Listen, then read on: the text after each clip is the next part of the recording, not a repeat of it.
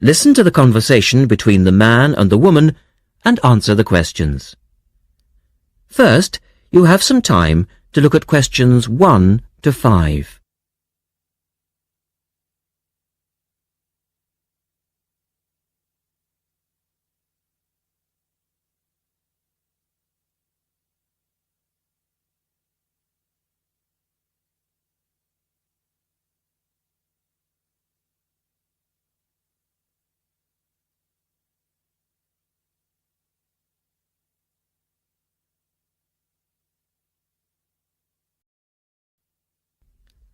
Now we shall begin.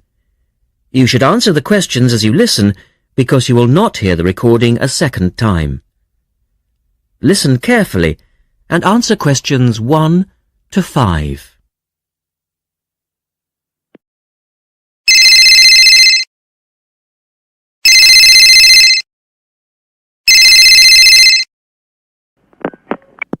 Scope Charity Office. How can I help you? Oh, hello. I'm ringing about the dragon boat race that you're asking people to take part in. Oh, yes. We still need a few more teams. Are you interested in joining the race? Yes, we want to enter a team, but we don't know anything about it. Could I ask you for some more information first? Of course. I don't even know when it's being held. It's taking place on the 2nd of July. Is that a Saturday? No, it's a Sunday. It's a much more popular day and more people can take part then. Right. And where's it being held? At the Brighton Marina. Oh, I'm an overseas student. Could you spell that for me? Yes, it's Brighton Marina. That's Marina. Do you know where it is? I'm not sure. It's a couple of miles past the Palace Pier. Oh, yes, I know it. You take a right turning off the coast road, or you can cycle along the seafront. That's good. What time does the race start? Well, the first heats begin at 10 a.m, but you need to register half an hour before that, at 9:30, and we really recommend that you aim to be there by 9. It's a good idea to arrange a meeting place for your team. Right. And the race is to help raise money for charity? It is. We're asking every team member to try and raise £35 by getting friends and or relatives to sponsor them. Every crew member will receive a free tournament t-shirt if your team manages to raise £1,000 or more. Oh, that's quite good. Also, we're holding a raffle. Every crew member who takes part in the race this season will be entered into a free prize draw. Oh, what's the prize? It's pretty good. It's a holiday in Hong Kong. Sounds great. The man asks for more information. Look at questions 6 to 10.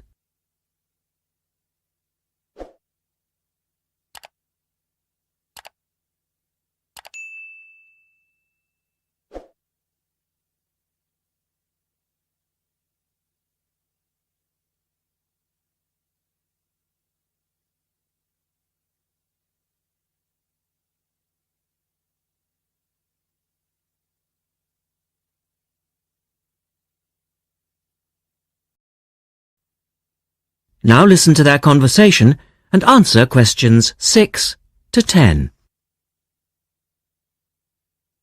Is there anything else you need to know? Could you just tell me a little bit more about the teams? Well, you need to have a crew of 20 people for your dragon boat, and you then need to agree on who's going to be the team captain. That will probably be you. Fine. I've got a group of 20 people who are interested. Do all the team members have to be a certain age? Well, there's no age limit as such, but if you have a team member who's under 18, then they have to get their parents' permission to take part. Yes, that makes sense. It isn't dangerous, but we do have boats that turn over in the water, and for that reason we need to insist that everyone wears a life jacket as well. And you can hire life jackets from us when your team arrives. What do you advise people to wear? Well, Most people wear a t-shirt, shorts and trainers. I certainly wouldn't recommend that you wear jeans or boots. In fact, it's a very good idea to bring some spare clothes. Okay. It can get quite cold and wet if the weather's bad, and there's quite a bit of hanging around, especially if you qualify for the semi-finals or the final. I see what you mean.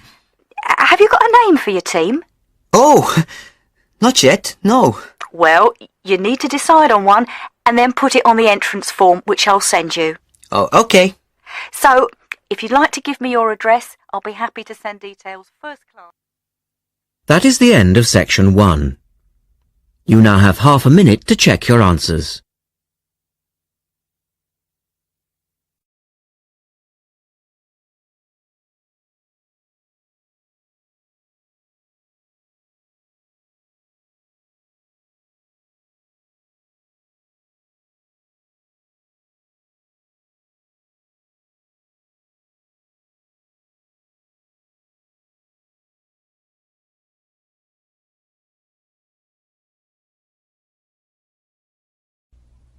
Now turn to Section 2.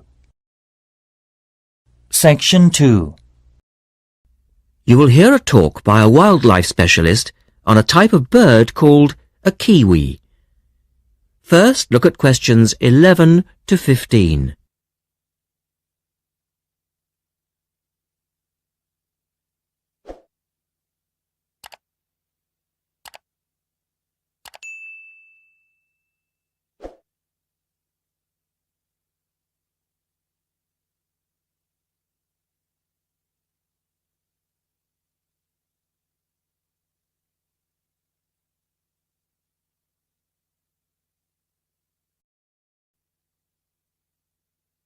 As you listen to the first part of the talk, answer questions 11 to 15.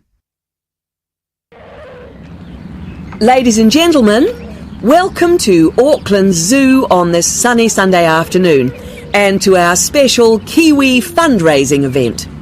My job is to tell you all about the amazing little Kiwi, and your job, hopefully, is to dig deep in your pockets. Now, for the benefit of our overseas visitors here today, I should explain first of all that the kiwi is the national bird of New Zealand, and sometimes New Zealanders themselves are known as kiwis. Now, while kiwis in the wild are a rare sight, the kiwi as a symbol is far more visible. Apart from being in toy stores and airport shops all over the world, you'll find them on our stamps and coins. The kiwi is the smallest member of the genus Apteryx, which also includes ostriches and emu. It gets its name from its shrill call, which sounds very much like this. Kiwi! Kiwi! Kiwis live in forests or swamps and feed on insects, worms, snails and berries.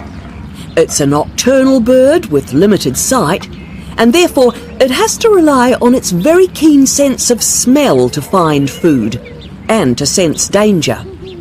Its nostrils are actually right on the end of its long beak, which is 1/3 of the body length. Now, here's an interesting fact. Although kiwis have wings, they serve little purpose, because the kiwi is a flightless bird. Since white settlement of the islands, kiwi numbers have dropped from 12 million to less than 70,000. And our national bird is rapidly becoming an endangered species. This is because they're being threatened by what we call introduced animals. Animals which were brought to New Zealand, such as cats and ferrets, which eat kiwi eggs and their chicks. Now look at questions 16 to 20.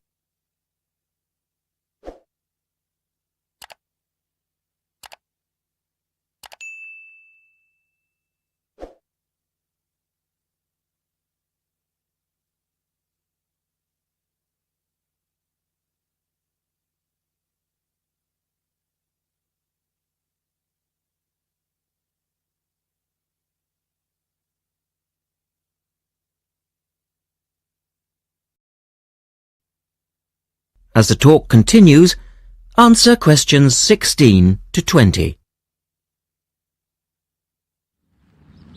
And so we have launched the Kiwi Recovery Programme in an all-out effort to save our national bird from extinction. There are 3 stages to this programme. Firstly, we have the scientific research stage. This involves research to find out more about what kiwis need to survive in the wild. Then secondly, we have the action stage. This is where we go into the field and actually put our knowledge to work. We call this putting science into practice. And then we come to the 3rd stage, the global education stage. By working with schools and groups like yourself, as well as through our award-winning Kiwi website, we are hoping to educate people about the plight of the kiwi. As part of the action stage, which I just mentioned, we've introduced Operation Nest Egg, and this is where your money will be going. It works like this.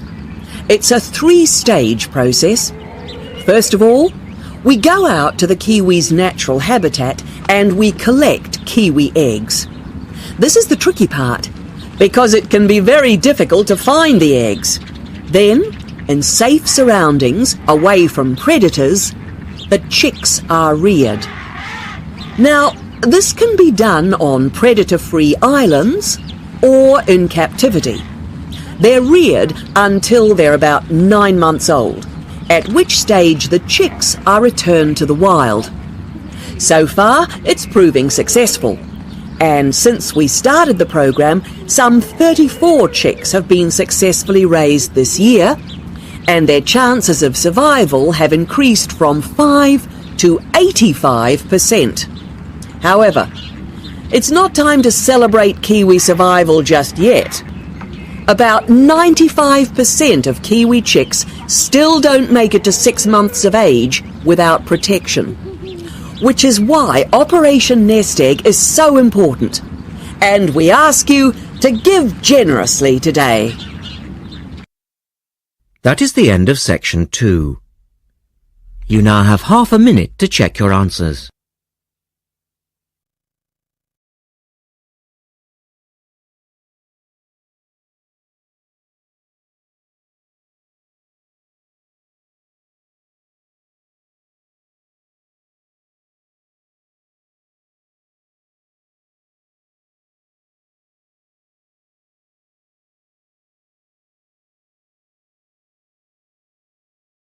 Now turn to section 3. Section 3. In this section, you will hear a discussion between 3 people in a university tutorial. In the first part of the discussion, they're talking about city traffic and the motor car. First, look at questions 21 to 24.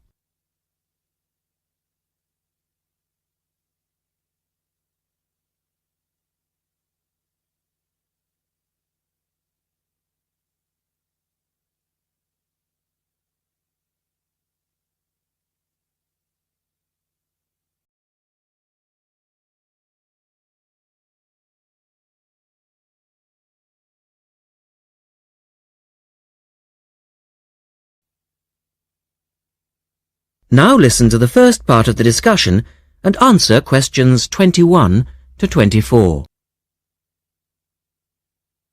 We're very pleased to welcome Professor Isaac Nebworth to our tutorial group today. And he's come to share one of his pet passions with us, city traffic and our Western dependence on the motor car. I believe questions are quite welcome throughout. Thank you. Well, I know you're all very familiar with the superhighway here in Melbourne, but do superhighways automatically lead to super wealth, as our politicians would have us believe? I think not. Can you give us an example of what you mean exactly? Sure. Well, by continuing to encourage this dependence on the motor car, we simply create more congestion and more urban sprawl. And you can see that here in Melbourne, right under your nose. Excuse me, I would just like to say that I feel the sprawl is part of the city. The freeways mean people can enjoy the benefits of living away from the centre on larger blocks with gardens, but still be able to drive back into the city centre for work or entertainment. Well, I'm not convinced that people want to do that. And is our money being well spent? It may be okay for you now, but come back to me in 5 years' time.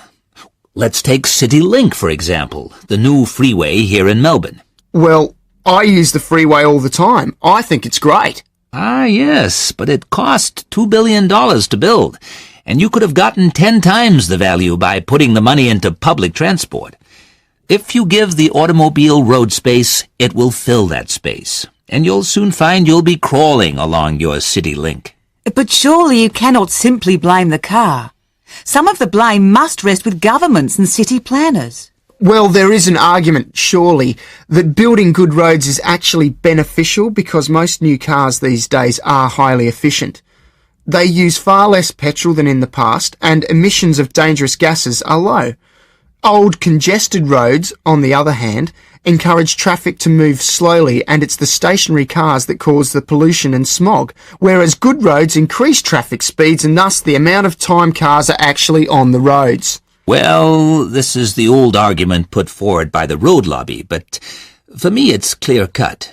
Roads equal cars, which equal smog. Public transport is the way to go. In the second part of the discussion, the professor talks about public transport in different cities. Look at questions 25 to 30 first.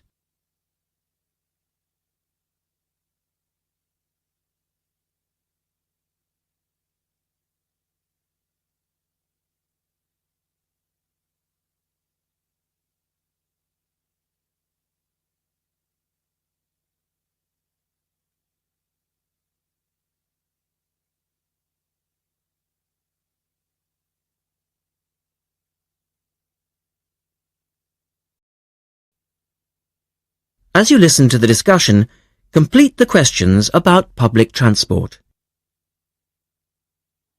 Now, on that topic of public transport, I read somewhere recently that Australia isn't doing too badly in the challenge to increase the use of public transport. Better than America, granted, but by comparison with Canada, it's not so good.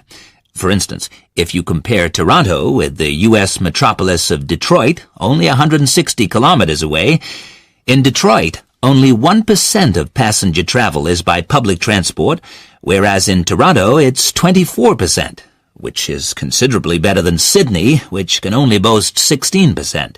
Well, I think it's encouraging that our least car-dependent city is actually our largest city. 16% of trips being taken on public transport in Sydney isn't too bad. But it's a long way behind Europe. Take both London and Paris, for instance, where 30% of all trips taken are on public transport. Well, they do both have an excellent underground system. And Frankfurt comes in higher still at 32%.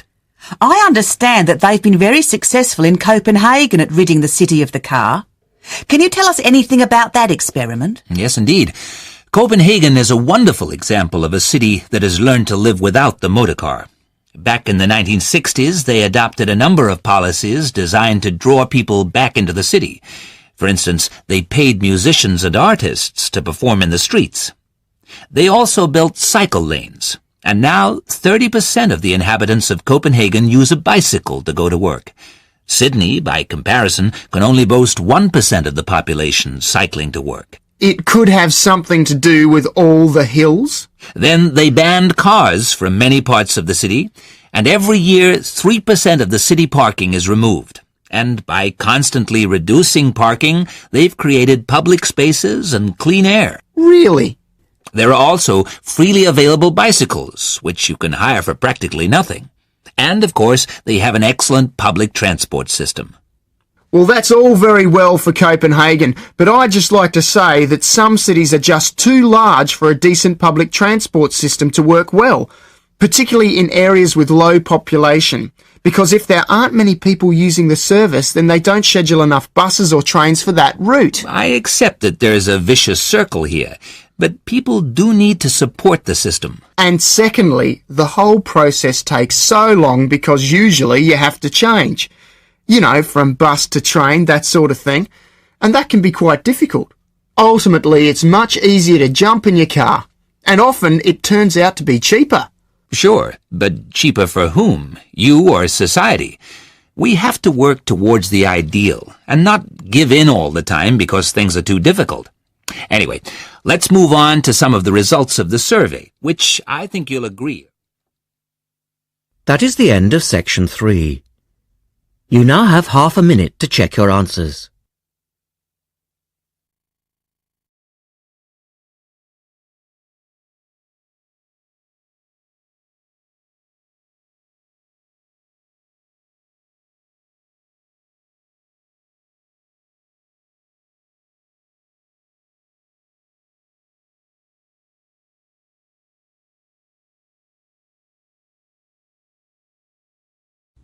Now turn to section 4.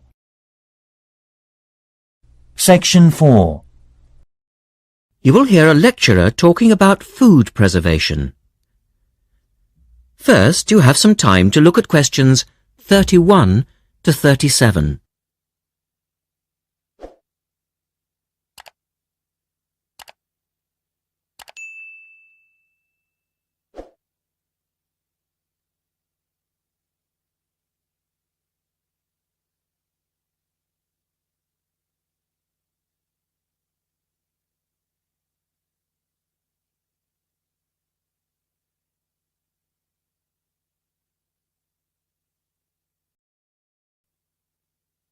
Now listen carefully and answer questions 31 to 37. In today's lecture, I'd like to look at the topic of food preservation and start by asking the obvious question, why do we need to preserve food? Well, apart from keeping it fresh for our daily needs, many foods, such as fruit and vegetables, are only available at certain times of the year, so if we want to be able to eat these foods all year round, we need to preserve them. We also need to preserve food for export overseas to make sure that it doesn't perish in transit. And lastly, we need to be able to preserve food for when there are food shortages. There are a number of methods of preserving food which involve both high and low temperatures, chemicals, irradiation, and drying. Let's have a look at these in turn.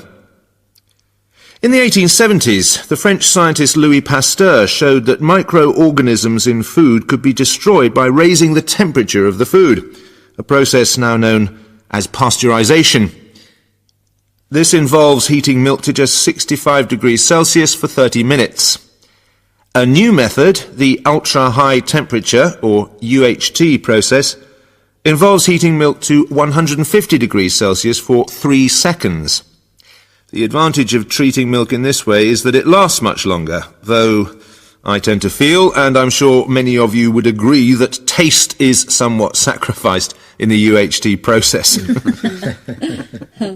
Tin cans were first used in the early 1800s to store and preserve food. Just as they are now, the cans were tin-plated steel containers, and the process had the advantage of being cost-effective.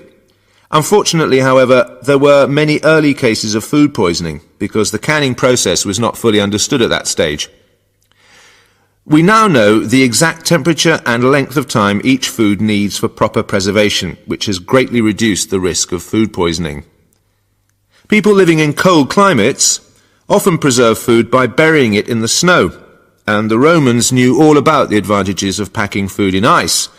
But for most people, this was not an option until the invention of the refrigerator in 1834. Today, however, refrigeration is the most important means of preserving food because the food stays fresh without needing to be treated. However, refrigeration requires an electricity supply, and unfortunately, if the power goes off, so does the food. A variety of chemicals can be added to food, and you'll find their names listed on the labels of cans and bottles. Salt is probably the oldest of all the chemical preservatives, and was used by many ancient civilizations for many years. Sugar also acts as a preservative, and is used to preserve jams in much the same way that vinegar is used to pickle foods. Chemical preservatives are effective, but they do not suit all foods, and the processes involved are time-consuming. Another method of preserving food is by drying it. Most foods are 75% to 90% water, so if you remove the water, the microorganisms simply can't survive. When food is dried, it not only lasts a long time, but it also becomes much lighter, which is a big advantage, as this makes it cheap to store. Though some people argue that valuable nutrients are lost in the process. In the second part, the speaker describes the process of drying food. Look at questions 38 to 40.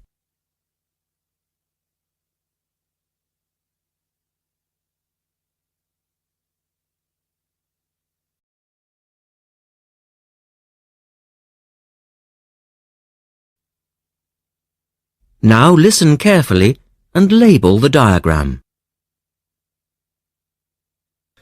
Early methods for drying food involved cutting it into strips and hanging it in the sun or over fires. But there are now a number of more modern methods which involve the use of recent technology. One of these is known as roller drying, and it's a highly effective way of making dried foods from liquids, such as soup.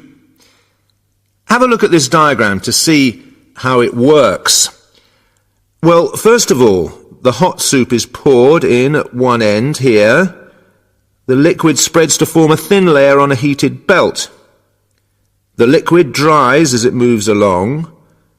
By the time it reaches the end of the belt, all the water has evaporated, leaving only dry powder. A blade then scrapes the dried material off the roller and captures it in powder form. All you have to do is add boiling water, and you have your hot soup back again, ready to drink. Another method is called freeze drying, and for those of you who still remain... That is the end of section 4. You now have half a minute to check your answers.